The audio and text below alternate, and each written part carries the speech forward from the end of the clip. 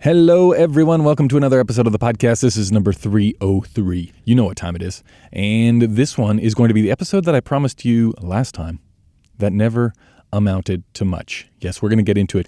Camera movement, do you believe? Welcome to the Wandering DP podcast, where we focus on Leica photography, cinematography, and life offset. And now, your host, Patrick O'Sullivan.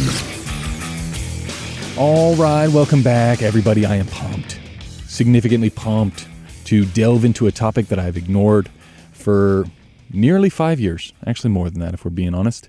And why is that? I briefly mentioned it in the last episode before I fell asleep at the wheel there.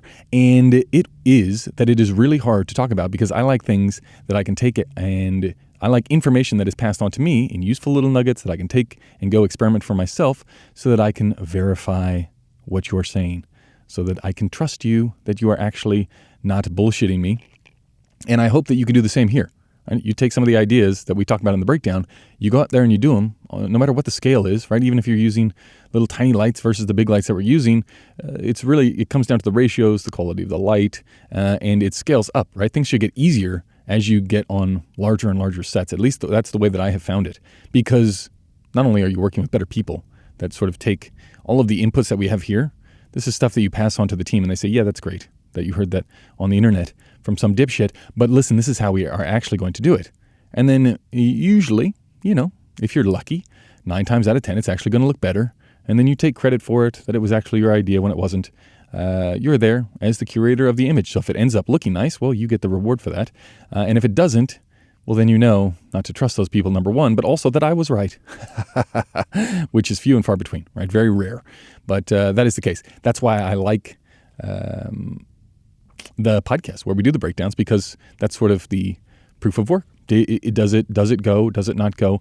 And movement is significantly harder, right? Because it is very project specific on the work that I am doing. Right? In the commercial world, when I come onto jobs, we are probably already locked into locations. We're probably already locked into some sort of board or some sort of treatment that the director has given on how this is going to get done. Maybe not the specific type of movement that is going to be necessary, right? You're there as the DP to fulfill that role of, well, if there's a suggestion to be more efficient, that's where you earn your keep. It's like, well, we can save a large amount of time if instead of using the gimbal, we use Steadicam here because blah, blah, blah, the gimbal's going to die or whatever, the camera's too heavy or any reason that you can possibly imagine, which we'll probably get into in this series of episodes. That's why you're there, right? To bring that efficiency to the party. And again, if I'm being completely honest, which I think that I should be, it's also because I haven't done the homework myself to go through the process of breaking down all of these things and coming up with fun little phrases like that Andre Safab would be proud of. Right, where we're continually seeing patterns start to emerge, and then we latch onto those patterns and we see what we like, and eventually it turns into a little system or a framework, if you will. So we got that for lighting, which has been fun to look at, and I think allows people to build on it. That's what I'm trying to do here with the camera movement side of things, just to see, number one, if it's possible, or number two, if it's a bad idea, which I thought all along, right? So either way I win. If it works, we got a new system. If it doesn't work, I told you so. Yet here I am, trying to do it. Okay, so that is the idea behind this whole thing, right?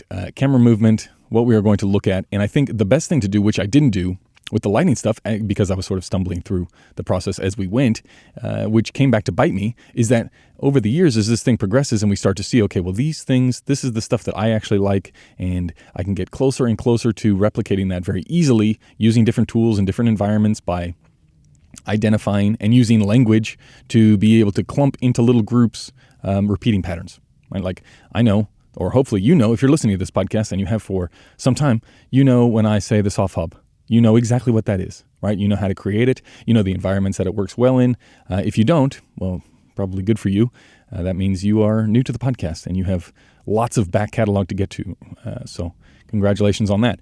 If you don't want to make your pictures look nice, just don't pay attention, and you just saved yourself some serious man hours there. Anyway, so the goal here is by the end of it, we're going to lay down, I'm going to start with a basic understanding of what I think when it comes to camera movement, just the basics. We'll get into some tips in my mind, what has made me better with the gear and with the types of movement that we're going to be talking about, just so you understand when I am spitting these things out, the foundation that I am starting from, so that once we're all on the same page, it should make coming up with these things and recognizing these patterns easier, not only in your own work, but as we do the breakdowns.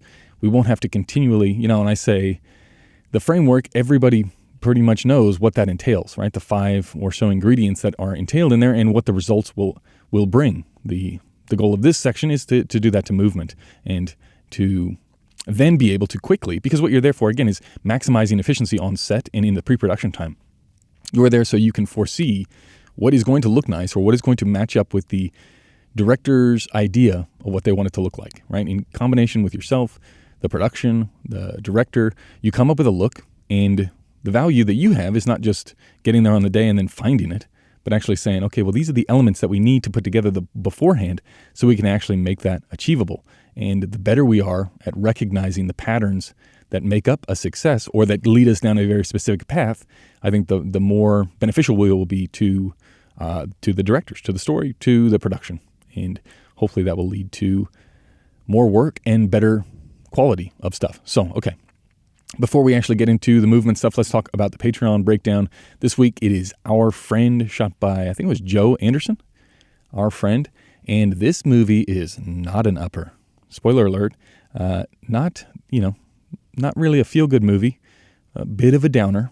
And I was thinking about starting a separate podcast of movie reviews done by a guy that watched 15 minutes of it with the sound on and then an hour with the sound off. Because I think that would be very beneficial to people. Just throwing something out there. Anyway, it's Our Friend. It is, what is it? It's kind of like, what was the movie we did with Mr. Rogers? Where it's a drama, but it's grounded in it's not a Marvel film. It's not overly stylistic. It's meant to be played very real, I would say. And the lighting and the framing and the coverage backs that up, right? It's really wide lenses inside confined areas on location, and the locations end up dictating the coverage that you're going to get. And also through those lenses, there opens up possibilities of, well, how are we going to put people in the frame? Where are we going to place them in the frame relative to the other members in a scene? And it just opens up this whole can of worms. And that's what we do in this week's Patreon breakdown. We look at the implications and just how one simple decision of, well, okay, we're not going to shoot this in a studio. We're not going to be able to move walls, which means we're not going to be on super long lenses, which means, how every decision along the way affects the final outcome. And then what is the impact that gives? Does that add or does that take away? And that's what we're looking at over with Our Friend on Patreon this week. Okay, let's do it. Let's get into camera movement. Okay, so what I'm going to do is I'm going to go through the standards of camera movement, and I have no idea how long this is going to take because I will definitely get sidetracked because I break up camera movement into 2 sections, right? There's your standards and there's your extras. Extras are bigger, more expensive, significantly less frequent on the sets that I am on, and every single way to move the camera comes with its own pros and cons. So we'll talk about each of those.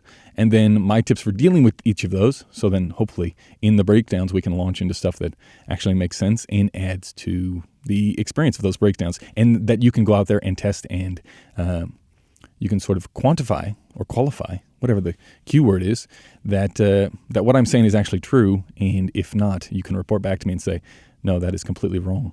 Let's get better by doing it this way. Okay, so your standards, right? You got your head and legs. That's the first one. That's standard tripod. Head and legs. Head being just as important as the legs. You got handheld. That's number 2. And you've got your easy rig, which really is a sub-style of handheld, but I consider it different because, well, for a number of different reasons that we'll get into. And then there's dolly, right? Those are your 4 standards. Head and legs, handheld, easy rig, dolly. Inside the head and legs, really it's just anything that has the head. So your hi-hat, your, basically that's it. Then your extras are things like cranes, gimbals, Steadicams, Russian arms, drones, anything like that is going to be extra and probably not near as, you're not going to be interacting with it near as frequently, but we still need to understand the pros and cons of these things so that we know when to choose one item over another.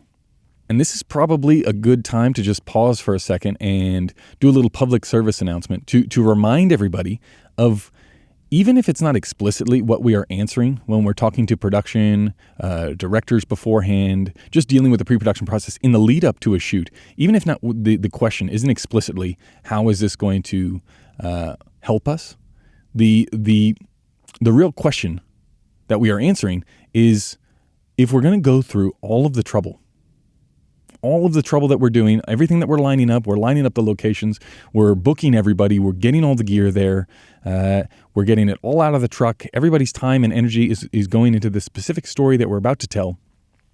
Our job as cinematographers is to remember that, hey, we're doing all of this work, everybody's energy piled into this thing. Let's make the best thing that we possibly can. Do we really want to skimp on the 1 yard line? Right? Because when we talk about dollies, we're going to talk about little add-ons that make it possible to be increasingly more efficient, exponentially more efficient in my mind.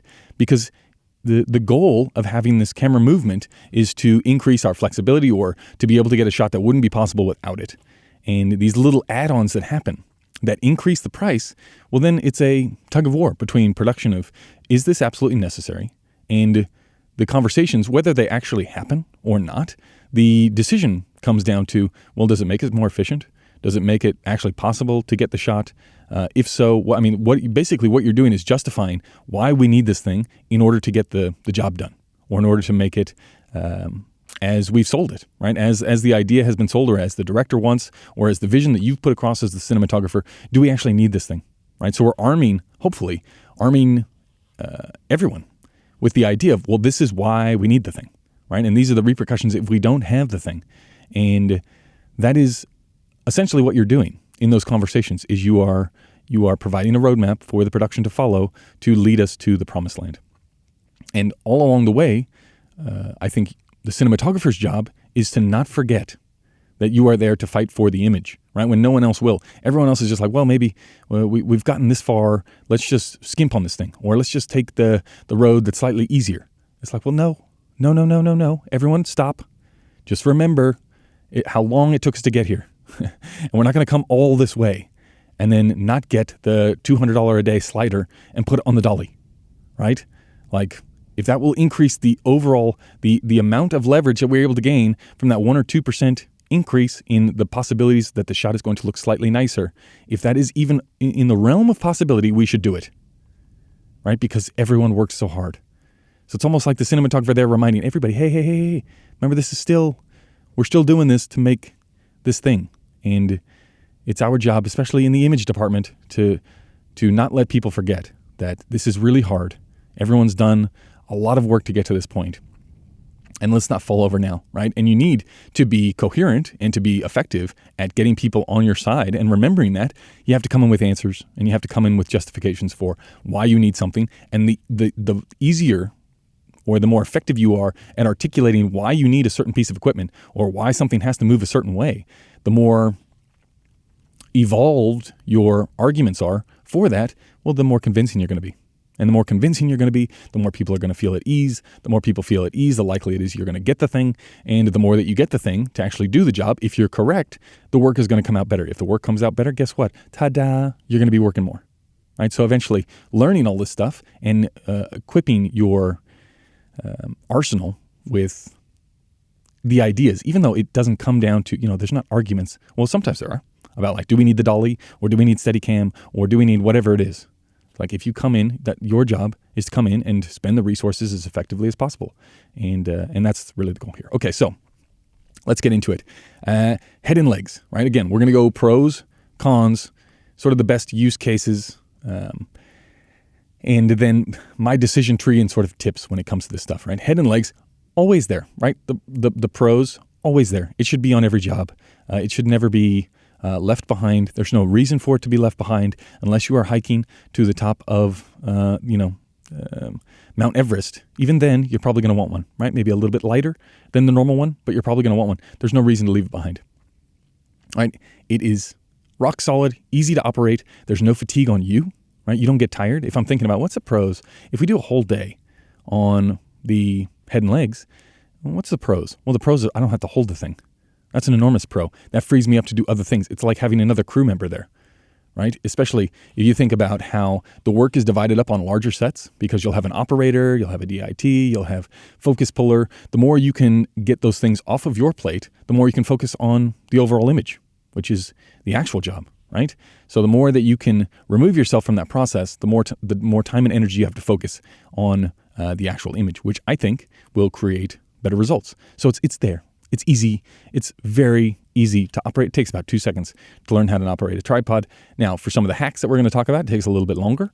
But really, the pros are no fatigue for you, and it forces you to think ahead, which is really good because it's not near as flexible. There can't be near as many changes. It locks everyone in. It's not near as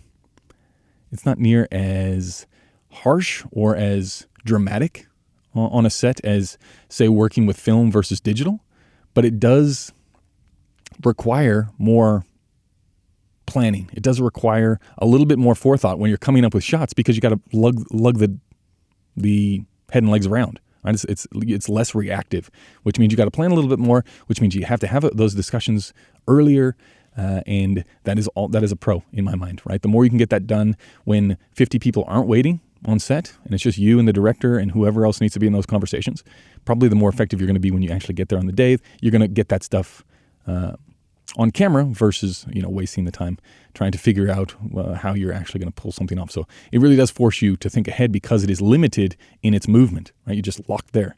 The cons, well, it's incredibly. Well, it's not incredibly imprecise. It's imprecise in the sense that if you want to change something just by a tiny little fraction, it's kind of a pain in the ass, right? It's like a lighting setup, right? When you do a lighting setup on a commercial, you do the whole plan, the whole kit and caboodle, you get it all out, you've done it in your head, you know it's going to work, right? It's the framework, you're going to put a light here, you're going to put some bounce, you're going to put some neg, it's all going to come together beautifully. And you get there, and it's all set up, maybe you did a pre-light, and you get there with the director, and they go, sort of looks like shit. You're like, ooh, okay, I can fix this. I'm not going to change everything because we don't have time, but I can maybe change the direction of the key, or I can change the amount of neg. I can change the contrast a little bit. I probably don't have time to do a complete relight, right? Because we're just not flexible enough. We're not fast enough. We don't have the crew to be able to do that. So we're not going to change the look wildly. We're going to make some smaller adjustments that will hopefully improve, but it's not going to be a complete change. That's the way that I think about using head and legs.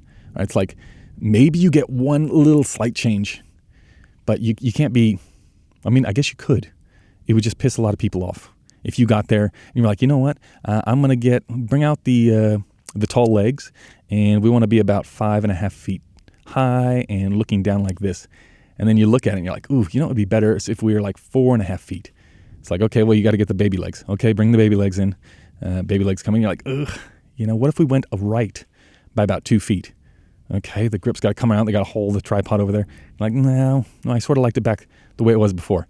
You do that on one setup, and you start to look around and see people's faces, and pretty soon people are like, what in the fuck is this guy doing? Come on, make a decision, dude. Like, just use the director's viewfinder, find the spot, put the head and legs there. So it's more self-imposed of like, I don't want to be the dipshit that just keeps trying to move this thing around. So it's less precise in my mind. You are not in control all the time, right? If you're in a smaller crew and maybe it's a lighter setup, you can move yourself and you don't mind doing it. Even then, it gets a little bit tiring if you're doing it every single setup, if you're moving things around 4 and 5 times, right? You just, eventually, the default mode will be, well, it's good enough. I'll sort of live with it. Or you're going to find a different way of doing it. The other cons are the terrible equipment that you're going to come across, right? We'll talk about that in the tips strategy, but there are some really nice heads and legs, and there's some really dog shit stuff. So the bad equipment is definitely a thing in the con department because you can order wrong, or you can just make the wrong decision, or you can not understand what makes a great tripod or what makes a good head and legs combination. And yeah, it doesn't end up good. If you like, there's a big gap between really nice stuff and dog shit stuff. And that is something that you don't want to let taint your view on a head and leg setup either, right? Because as soon as you use the good stuff, you're like, oh, this is why it's so nice. This is why it actually works, and it makes shots easier, and it's fun to operate versus something that is going to fail you before you even get there. So that's a con. And then the temptation to double move. This is more of my own things when I think about cons. Like if you have the ability to pan and tilt, the temptation is there to pan and tilt, and I just don't like that.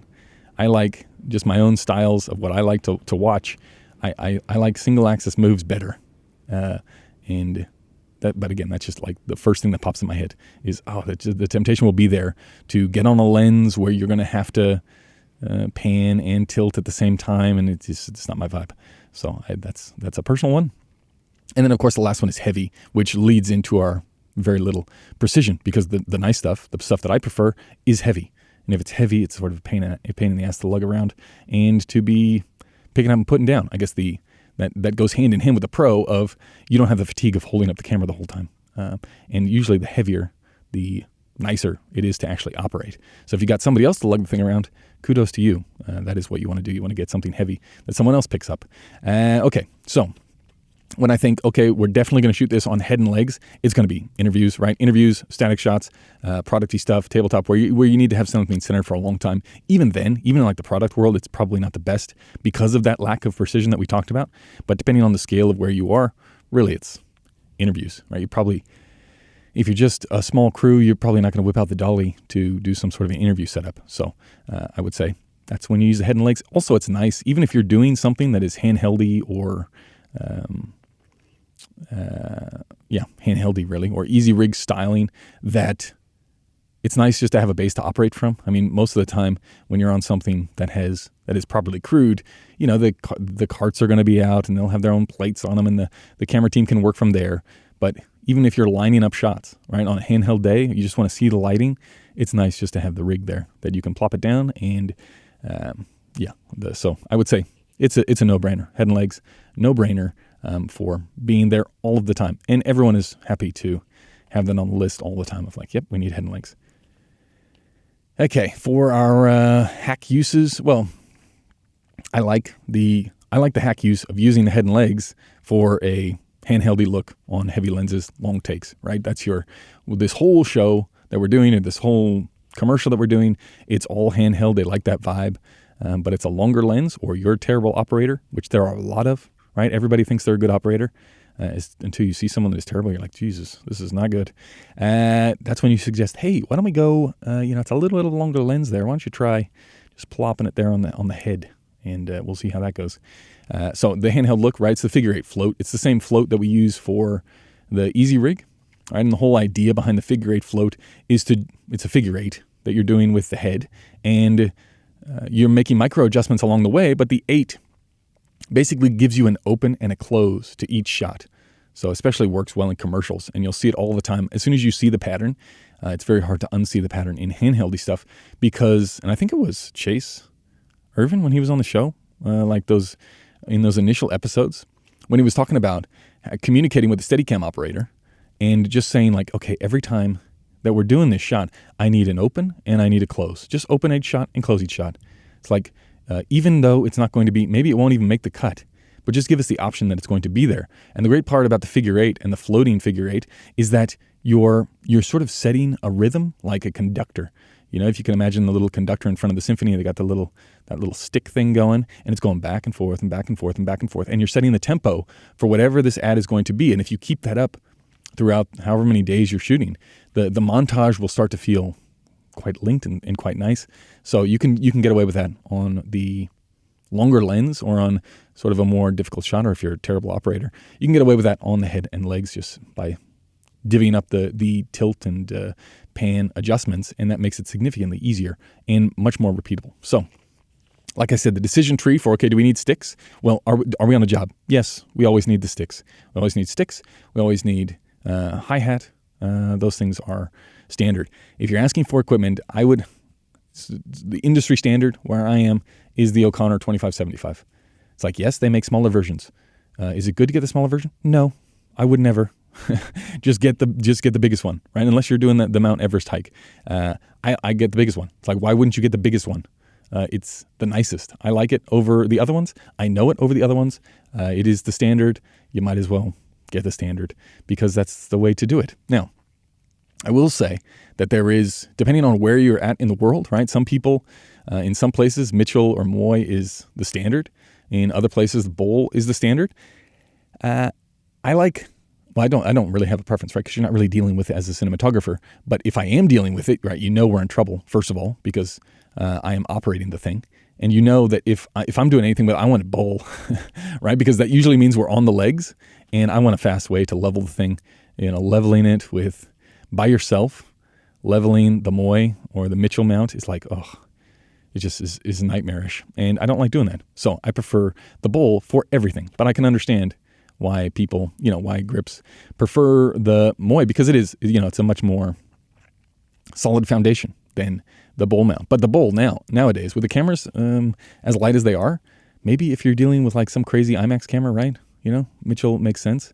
But yeah, for me, it's bowl for everything. And then when it goes on the dolly, then we can go whatever mount that anyone else is touching the thing. But I have no particular care either way, but just something to think about. And then, of course, you got your geared head, right? So 2575 for everything, on every job, as the platform for the camera all the time. It's just in the truck all the time. It's in the camera van. That's where it lives.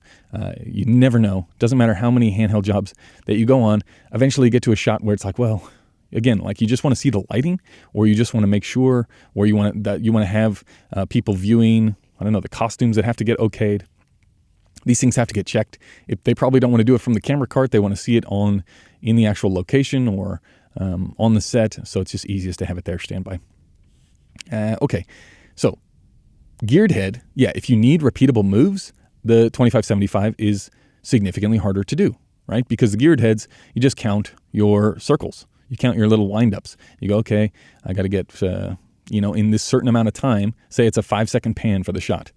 Well, 5-second pan for the shot is easy to do once, but to be repeatable and land in the exact same spot every time, it's a bit of a pain in the ass. And yes, you'll have people saying, "Oh, I can do it.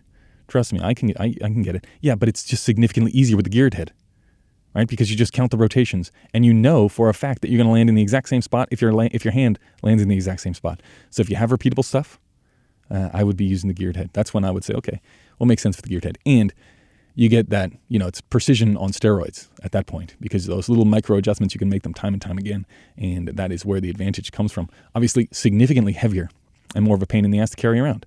So it's like the pro and con ladder. If you're not moving the thing, and if it's going to be slow and steady throughout the day, or you're not going to have many setups or many moves, go with the geared head. If you have no idea what you're doing on a geared head, probably don't do something crazy fast for your first gig. Maybe go to the rental house and just say, "Hey, I was wondering if I could practice with the geared head because I got a job. I told people I knew what I was doing, and I don't."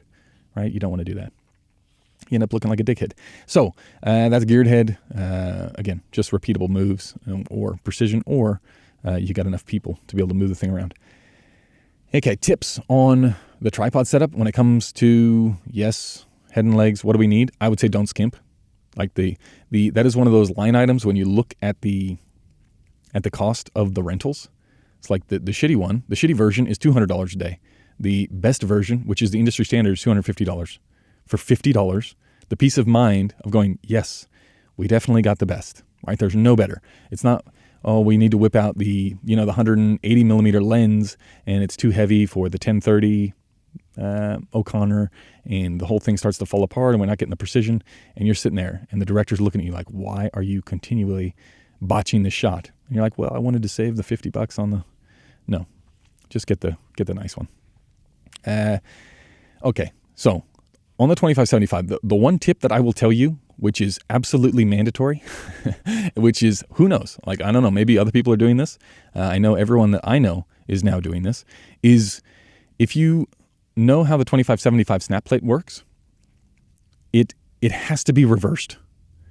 I like it where, because of the size crews that I am working with, especially when I'm in the handheld world, it's like if you're using the tripod as a base for your handheld stuff or for your easy rig, and you're going to go over there and you're going to snap it off yourself, I like to snap off with the left hand because I want to grab the top of the camera with my right hand, because I like to have the camera on my right hand side when I'm operating, Right? I don't want to have the camera on the left-hand side when I'm operating, because usually I have the monitor on the left-hand side of the camera, right? Unless there's very specific cases where, I don't know, the room is too small and I have to have it on the left-hand side of my body. I like to have it on the right-hand side of my body. And usually with right-handed people, that is the way they like to operate the easy rig, and even handheld, right? You're going to look in your dominant eye, which is going to be, for me, my right eye. I'm going to look through the eyepiece on the right-hand side. So when I go over to pick up the camera from the tripod, yes, there's going to be a grip. Maybe if there's not a grip, though, if it's something quick or I just want to snap in, I want the release. I want to be able to grab the camera with my right and release with my left. So that is the opposite of the way that everyone else uses the O'Connor, and I don't like it. I don't know why. I mean, I get it from an assistant's point of view, right? Because if you have grip on the other side of the camera, they're going to grab with their right to pass to you, and they're going to snap with their left. But I don't want to wait around for them. Plus, I don't want to make it easier for them. Normally, in the size crews that I'm working with, it's like they've got other things to do. So I'm more than capable to snap the plate off, but I need it reversed. And you just got to tell the camera assistants beforehand, like, okay, see, yes, I know that's what they normally say is to do it that way. Just do it the other way, which means you got to put the snap plate on backwards. And if you're looking, or if you don't understand what I'm talking about, and you think, well, this is not really going to make a difference. This is one of those tips where it actually does make a difference for the rest of your life if you just try my way. And who knows, that might be the industry standard. Like, I've never actually talked to anybody else about this, any other cinematographers. That might be the way that everyone does it. And I just thought it was a novel idea. So yes, on any O'Connor really, it's just reverse the snap plate from what the manufacturer suggests, and you will be significantly quicker off of that. Okay, if you're going to do the figure eight float, if I had someone operating on the day and they were doing the figure eight float, the look that I like from it is I like slightly looser on the pan and heavy on the tilt. Because if you go even on pan and tilt on the fluidness of a head, you get weird jumps on the vertical axis. I don't like it. So I prefer to go heavier on the tilt and less on the pan. It just makes it easier for me to operate. And then, for the only other suggestion that I would say is to use the tilt lock lever for VFX stuff. The amount of times, even if it's a perfectly balanced camera, you lock off everything is good. Someone, mainly me or the director, will come over and it's a hot camera and you completely forget, and you just unlock the tilt, or you unlock the pan. You see it locked there. You just unlock it and you start moving the thing around. And you won't do it if you use that little tiny lock lever. And it's like, I'll warn people before, like, dude, if we're doing VFX stuff, just lock that lever, because I will definitely move it. And if it's not me, it'll be somebody else. So just use that little tiny lever. And that's why the 2575 is nice, because it has those things. And then finally, just another little tip is the ground level spreaders. Right? I've got the O'Connor legs, and the ground level spreader, I've never seen anyone do them by hand. I've seen people explain how to use their hand, but I've only ever seen people use your feet. So that's like a rookie error. If you see somebody using their hands to do the ground level spreaders, it's like, oof, maybe just watch that person. You never know. Okay, next up, we're going to do handheld. So what's the what's the pros of handheld? Well, number one, it's fast in my mind. Very, very fast, really reactive, very simple, can be fairly comfortable, right? And the biggest pro is that there's lots and lots of control. If you are the one operating as the cinematographer, there's lots and lots of control. And like I said, that may not sound like a big thing if you're working on smaller sets, but bigger and bigger it gets, the more complication it gets to make minute changes. And if we're looking for those 1% increases, I think the control over that, and just be able to like shuffle over a few steps during a take and also in the lead up to a take, handheld just offers that extreme flexibility where it doesn't cross your mind near as much of like, oh, that thing is just in the wrong spot, because you just move yourself and you can fix it. And even if you get into conversations of like, well, on the next take, it would be slightly better if we did this. And you don't even have to have those conversations, just like you do it. And if it looks better, no one even knows, right? You're able to be significantly more reactive, which opens you up to getting better stuff if that is the world that you want to live in. The cons are, man, it is a huge pain in the ass if you're doing two cameras and one operator. Right? If you're like on a 2-camera shoot and you want to do handheldy stuff and you can't see what the other operator is getting, and they don't have the budget, or for some reason, maybe you like to operate and you can't see what the other person is getting. It's like that is a huge pain in the ass. It's hard to get around. It's not like you're going to mount another monitor to see what they're doing while concentrating on what you're doing. It's really a trust thing. So for multi-camera setups, handheld is a bit of a pain in the ass. The other con is fatigue, right? If you got the camera set up incorrectly, or it's just really long days, handheld can be a pain in the ass. The shake, right? There's a subtle difference. Like I go back to, everybody thinks they're a great operator.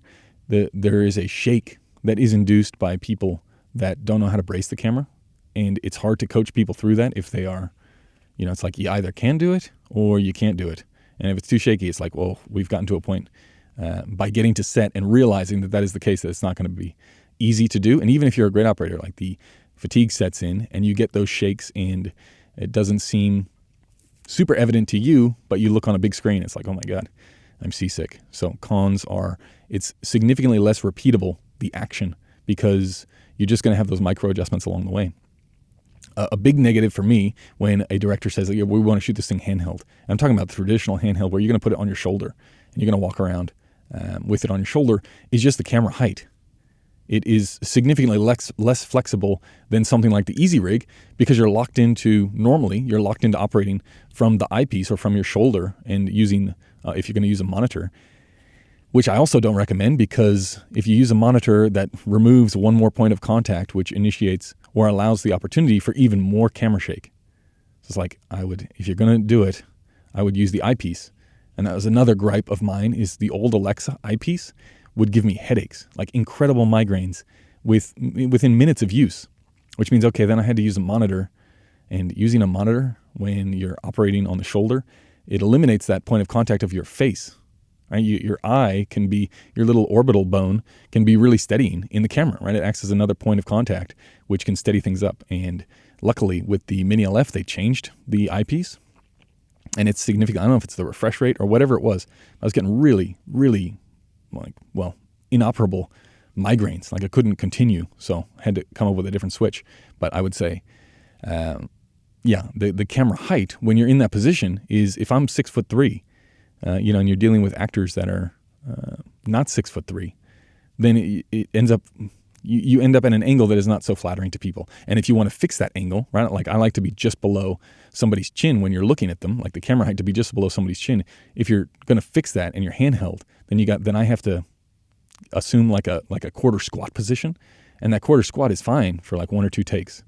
But by the 12th hour, when you're in that quarter squat position and you start involuntarily shaking, it doesn't look so great, and it doesn't make for a fun experience on long takes. Even though, handheld should work in those situations, just time adds up and fatigue adds up, and you end up with something that is less than ideal without a lot of solutions. So, Anyway, other than that, another con is it's so setup dependent. Like you can have the exact same camera, exact same lenses. You have somebody else do the build. You have a different AC do the build, or the balance is off slightly, and your entire experience can be night and day, right? It's not so much about the camera weight. It's more about the balance. It's more about where it is distributed on your shoulder and where the eyepiece is positioned, where all of the tools are positioned, and it can become a real nightmare if somebody doesn't know what they're doing, or they just don't know how you like it set up. So it becomes that extra layer of work. And then, of course, the other con is directing styles. Like if you don't know the director that you're getting involved with, say it's somebody new that you've never worked with before, and you don't know going into it. They're like, I really like the handheld style. We're going to do it all from the shoulder. And they end up using you like a human tripod. And maybe they like to run the action top to bottom every single take. You're like, wait a second. This is a 30-second ad, and we're running top to bottom takes on this entire thing, and you want to do 5 in a row. And you're just sitting there going, man, we should have done this on a tripod. We should have done this on the dolly, whatever it is. It's just director style. So be very aware when you are getting into the handheld game of, okay, well, this is what we're actually going to do. We're actually going to use it to its strengths. We're going to play to whatever choice we make. We're going to play to the strengths of that. So yeah, those are the cons.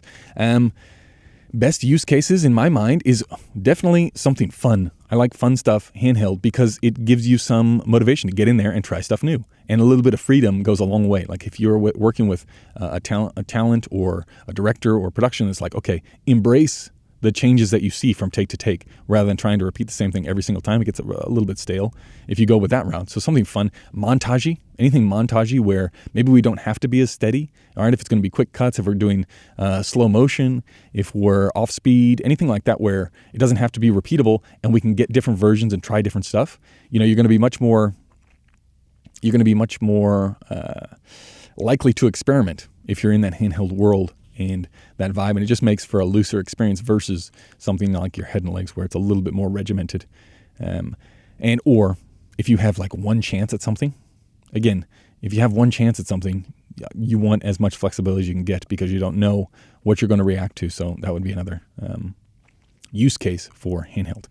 Okay, for just little tips and tricks, right? Many times I've talked about the pillow trick, which is I always screw up this guy's name, Christopher Doyle. Yes. Christopher Doyle, where you put the pillow underneath your arms, right? Because it's all about points of contact when you're using a handheld rig. And if you have just your hands like on the mat box and then you got your eye on the eyepiece, your elbows are out wide and they can induce a little bit of wobble and get some movement into the camera that you don't actually want. So if you want it steady and want to maintain that horizon, but just give it a little bit of float, it's often easier if you stuff a pillow underneath your elbows, right? So in between your body and your elbows, you have a pillow. I like to use a cine saddle just because it has a strap and you can get it wet and you can throw it in the mud and it turns out fine. And usually they're on every single grip truck, right? You're always going to find a cine saddle somewhere, either in the camera van or the grip truck. Someone will have a cine saddle on set. And I just use that. I use that if I'm operating from my right shoulder. I use it under my right elbow, and that's where I let all the weight on that right shoulder and right elbow using that little cine saddle trick. For industry standards, like what I would get on an actual job, well, to be honest, like I can't remember the last time I set something up for an actual, like I fitted out a camera on a commercial for a handheld, for an all handheld setup. Usually the handheld stuff, the flexibility that you need for a handheld shot will be like a throw-in, like a little addition. And the rest of the time they want the handheld, but they want it from the Easy Rig just because it's operationally easier and a little bit more forgiving on the operator than the handheld look. But if you're thinking, okay, like what are some of the things that are actually going to make it bearable and standard, and what am I going to be coming across every time I need a handheld build? Depending on where you're working, it's either spider grips or shape, the shape handles. Like a dipshit, I got the O'Connor handles, which are nice for flexibility, but they are certainly not the industry standard. And it just becomes so much easier to just use the industry standard because as you travel around the place, it's either like you really gotta like your O'Connor grips if you're going to carry those things everywhere you go, which is not as fun. It's just showing up and there's spider grips there, or there's the shape grips. Shapes are really nice, lots of optionality, lots of flexibility. I would go with those if I was going to get anything in the camera grip department for handheld grips or anything like that. So the decision tree is basically, well, how much handheld is there actually going to be? Okay, if there's going to be lots of handheld and we actually have to build this thing, it's going to be significantly easier. If it's just a one-off shot, it's like, well, I could probably deal with the thing not being balanced super well for one or two shots, right? For 15 or 30 minutes throughout a day, it's probably okay. How many cameras are there going to be, right? If there's lots of cameras, I don't want to be in a handheld position. How long the shots are actually going to be. So again, that comes back to that director style and the style of the actual shot. If they're super long takes, we might want to think about something else because there's easier ways to get it done. Also, what kind of focal lengths are we going to be shooting? It's like if we're going to be shooting super long stuff, we might want to think about a different way to get the handheld feel, or whatever the director is thinking when they think handheld. Maybe they're actually thinking it has to be on the shoulder, but you lose some of that as you go longer on the lenses. So that would be, in pre-production, that would be a conversation I'd be looking to have is, okay, well, how are we going to play this? What sort of focal lengths are we going to be on? And does that lend to us being our most effective if everything is on the shoulder? And then just practical things like how many days are we doing? This is going to be 5 days of handheld, 12-hour days. It's like, oh, that's going to be rough. Anyway, and then basically what kind of movement are we looking for the handheld? Is it because we're tracking with people? Because if we're tracking with people in the handheld world, well, okay, that makes sense, right? It's probably not an Easy Rig gig. But if we're just looking for some sort of float, well, now I'm starting to think Easy Rig or head and legs and just float the head and legs, right? which we're going to talk about next. Okay, tips. Eyepiece. We already talked about that. The eyepiece headache, which is now fixed on the Mini LF. I like shorter bars. Oftentimes you'll see people set up with like these crazy long bars that you tuck by the side of your hips, and you'll see AC start building stuff up, and they assume that you want those things. It's like, no, I want as short as you can get. I want to attach to the mat box if you can, and then use that pillow idea. I never used a shoulder pad. It has always been, man, if you're on a take long enough to need a shoulder pad, we're in trouble.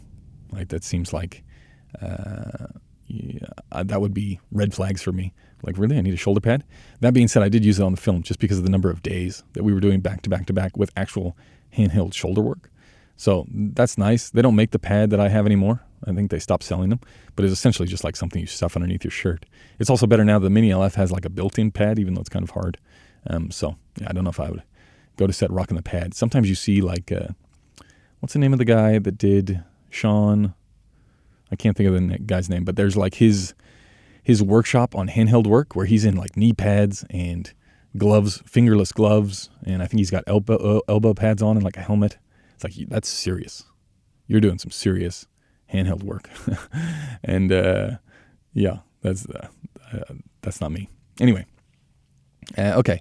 Just one last note on the handheld vibe is that the mistake that I assumed when I was coming up is, okay, we just need to make this thing as light as we possibly can. So let's get rid of a whole bunch of things and make it as light as you can. It's not the weight doesn't really hurt. Right? It's not the weight that gets you. It's the balance and it's the height of the shot that ends up getting me. Right? If the camera is poorly balanced and it takes a lot of work to keep it on your shoulder, that's a problem. Right? That can easily be fixed if you just communicate that early on. It's like, we need to check the balance. If you're working with new people, go to the prep and say like, no, there's going to be a lot of handheld here. I just want to check the balance. When we change lenses, this is the movement that you have to do on the slide plate. This is the movement that you have to do here in order to make it bearable, because those little fixes that you can do in pre-production, it's better to do them than be on set and be like, stop everyone. Everyone must stop because my shoulder is starting to get pinched a little bit. We're going to make 50 people stand down while I get the assistant to rearrange this thing because we didn't do it beforehand. So best to do that stuff before. Shitty balance will definitely wear you out more than weight. And then, man, talk about nightmares. The Wonder Boy, if anybody remembers the Wonder Boy, shout out to him. The way that I like to operate is the Alexa has the nice little electronic bubble just to show you. You know, sometimes you're looking at a scene or in your room and you can't quite tell if you're level anymore. You just need a hint of something. So I'll always do. I like the small cross and I like the yes, please. Put the electronic bubble on for me because I don't trust myself. Sometimes I'll just, you get distracted during a scene and all of a sudden you're doing some Dutch tilt that looks quite nice in the camera. And then you realize, wait a second, like you go look at the monitor and you're like, oh my God, we're significantly off of level, which is sometimes not the ideal. All right, up next, let's break into the Easy Rig, right? The pros, Easy Rig. This is where I live. I love the Easy Rig. Pros, number one, super easy, right? Very, very easy setup. Doesn't take a whole lot to add the Easy Rig to the arsenal, right? You just need that little quick release ball. You put that into any screw mount on the camera and all of a sudden off you go. You got your Easy Rig special setup.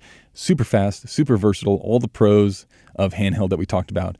And it's always there, right? Same as the head and legs. Like there isn't a job that I have been on in the last 5 years where there isn't an Easy Rig just in case, because you never know. Even if you're working with head and legs, even if you're doing something where it's super steady, if you don't have a director's viewfinder, which is probably becoming more and more common on the sets that I'm now on, switching between different camera formats and everything like that, it's becoming rarer and rarer to get like a proper director's viewfinder where you can sort of circle around the room and then pass it back.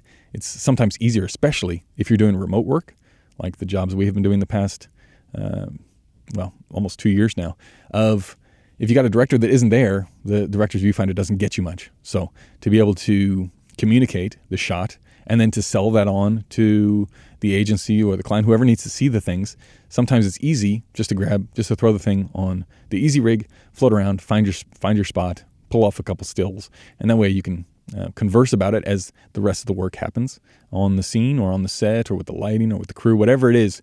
Sometimes it's just easier to use the Easy Rig as a little director's viewfinder because again, I like, you're not always going to be at shoulder level, and it's a bit of a pain in the ass to carry the camera around and find angles if you're going to be fatigued. I have found that anything, even if it's just the slightest problem or the slightest little thing, it just makes it more difficult to do. Those things add up. They get like a 1% at the start of the day will be a 10% at the end of the day. It's like if the camera's just a little bit too heavy to carry around and find a shot, it's like you're less likely to do it, which then impacts the project negatively because you're not exploring all the options. And I like to make things as easy as possible so that you're willing to and happy to be in those situations where like, well, maybe we'll just try something different. You just pop it on the easy rig and away you go. Okay, you've got that. The height adjustment is the biggest thing with the easy rig, right? Being able to put it in any height from your knee height to your shoulder height is the biggest thing, especially when you're tall. It's like, yes, that is what I like. That and the angle variance, right? It's like, it's very easy it's really hard to get low and tilt up if you're doing shoulder handheld work and to keep it steady.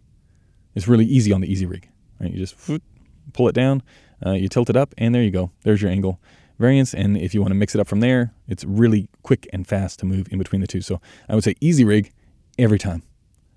The cons of easy rig is if you don't have your own, the stink that comes from those things, right? It doesn't matter where you go, what rental house you get it from. Even if you're like, it doesn't stink too bad. As soon as you put the thing on, and as soon as you spend about an hour in it, and you start sweating in the thing, and that combines with the God knows what is living in the bacteria that is living in those things, it's like, oh my God. It's like you get a whiff of not good. And that's when you think, man, I really need to invest in one of these things as fast as I can. Other cons is, they're trying to get better using that little bouncy thing that takes out the up and down movement as you walk around. But I think the easy rig is not really great for extended moving shots, right? You're like following somebody around. Some people are better than others. Some operators are better than others at eliminating that y-axis movement. But I don't like it for too long moving shots. You can use it as like a little pendulum, which gets you maybe 2 or 3 feet of movement out of the thing before it gets crazy. But yeah, it's just not a great look other than that. And then of course the balance versus the weight conversation again, right? It's not so much the weight that gets you on the easy rig stuff. It's the balance and where you put the little easy rig quick release thing plays a huge role in how much you're going to be fighting the thing. And you don't want to be fighting the thing. And it's not hard to get it balanced. It just takes a little bit of time in pre-production to make sure that when certain lenses go on or when certain battery changes happen, that you have the thing nice and balanced. So, tips for making easy rig life better is I like the flamethrower approach, which is if you've got the shape handles or the O'Connor hand, any handles really, I like the handle up right next to the matte box. So the handle on the left-hand side, as close as you can get it to the matte box. Sometimes I like to just hold on to the matte box, but I like it there. And then I like the other handle at the back behind the battery. So that gets you the widest sort of grip that you can have on the camera, which makes it really, really steady. And it's really easy to operate some float using that setup. The only problem, the downside is it makes the thing quite big. Right, it makes the whole setup quite big. So you have to really embrace the easy rig style if you're going to go with that build, or get somebody who's fast at building it up and building it down. The figure eight we've talked about, just making sure you have those cut points with the figure eights. That's always nice. The balance we've talked about where, if the thing is slightly unbalanced, it makes the work significantly harder. Right, and it's a really easy, quick fix. Other little pointers to remember when you're going with the easy rig style is definitely the easy rig really is where the reversed camera plate on the O'Connor actually comes into its own, right? Because you can snap in while it's still locked in place.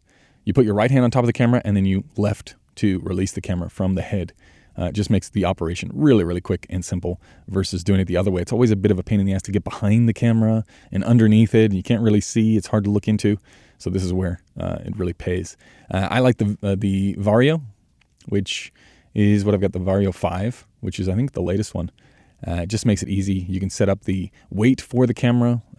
So if you have an option when you're in the rental house, definitely go with that one. I like it better. I don't see the downside in being able to change the counterweight inside or the tension inside of the easy rig to be able to leave the camera on the cord and not have it move up and down. The extension thing, the little bouncy thing that goes on top, I forget the name of it. I don't like that thing. It makes it taller. It makes it harder to fit through doors, especially when you're tall. So I would say I leave that thing. It makes the bounce more prominent when you're actually walking around. Maybe if you're doing gimbal stuff, it helps. But I find when you're doing actually handheldy stuff, it's harder to lock the camera in place because you have that movement up and down when you actually want to just get it solid in one specific spot. It's like you have to take into account the travel that vertical thing will do, and it makes it more of a pain in the ass. Last thing is the monitor arms. I tried a bunch of monitor arms. I've talked about it here on the podcast before, but I like the ultralights, especially when you're in the easy rig world. And I know some people don't like them because it usually takes two hands to move the monitor, because you have to get the flexibility of having two of the ultralight joints on the monitor. But you can have the monitor so much closer to your face, because a lot of the time when you're using easy rig, it's down by your waist or it's at sort of chest level. And to get the monitor nice and close to your face, it takes quite an extension. And if you get like a Noga arm, they tend to fall apart if they're fully extended, which is the way that I like to operate them from. So I would say from a decision tree standpoint, it's like, are we shooting something? Yes. Okay. Easy rig. We definitely need one on everything. Same as handheld, right? Barring any long takes and movement. It's like, well, it gives us all the benefits, unless you want the handheldy look for like a long walking shots that we want some energy in. And then, of course, what are the size of the people that we're shooting, right? If they're enormous, then maybe the easy rig isn't for us. But if they're normal sized people, right? If we're not shooting giants, then probably easy rig is the way to go. Okay, and I was going to do the dolly, which probably has the most area for tips and little things that I like to do personally to make the experience slightly better for the cinematographer, and gives you slightly more flexibility. But we'll probably have to do that one in the next one, because I have to go now, and I will not have time to talk about the whole dolly thing, and I don't want to do just half of it. So that is the initial look. And again, my goal here is this will be a podcast I can just point to for these are the thought processes when I go through the basics, and when we get into the extra stuff like your Steadicam or your crane or your Russian arm or your drone stuff, just the order of operation that you're thinking of how to get these things on set and why you would need them on set and the pros and cons of each of them. And then, like I said, when we incorporate that into the breakdown, it'll be easier to follow along. Like, why did I do this? Why did I choose easy rig here? Well, now you know. Probably because I was being lazy and they wanted handheld, but they didn't really want handheld. They just wanted a little bit of float, and it was a pain in the ass to bring in the head and legs, so I just threw it on the easy rig because that was the amount of time that we had. Or I want the flexibility of, one of those things is like all the easy rig shots, generally, like 90% of the easy rig shots, you could do on the head and legs with the float technique, but then you lose out on the flexibility of like, if this is something that could actually look nice, maybe I can just I can have the optionality between takes to do little micro adjustments and maybe try and find something slightly better as we're going, right? Maybe you don't have a lot of time to find the shot initially. You have to set up really quickly for some reason. It's just nice to have that optionality too. As the takes start coming in and as people start getting comfortable, you find slightly different angles, or maybe you had a conversation with the director, they liked a certain angle, and then you are convinced in your head of like, maybe it'll actually be better if we do this. So you give them a few takes of what they want, and then slowly but surely you start to show them takes that you actually like and angles that you actually like. It just opens up that thing. So hopefully you stuck with it to the end and we don't have to do this again, this little section. But next up this will probably be after the breakdown episode. We'll probably do dolly and the rest in a single episode. And then we'll have put in the foundation for talking about this stuff and understanding why to move the camera and with what equipment. It'll make us all better. Okay, that is going to do it for this episode. Many thanks. If you are a Patreon supporter, please go check out our friend. Very interesting little film. And we will see you in the next one. Goodbye. You've been listening to the Wandering DP podcast.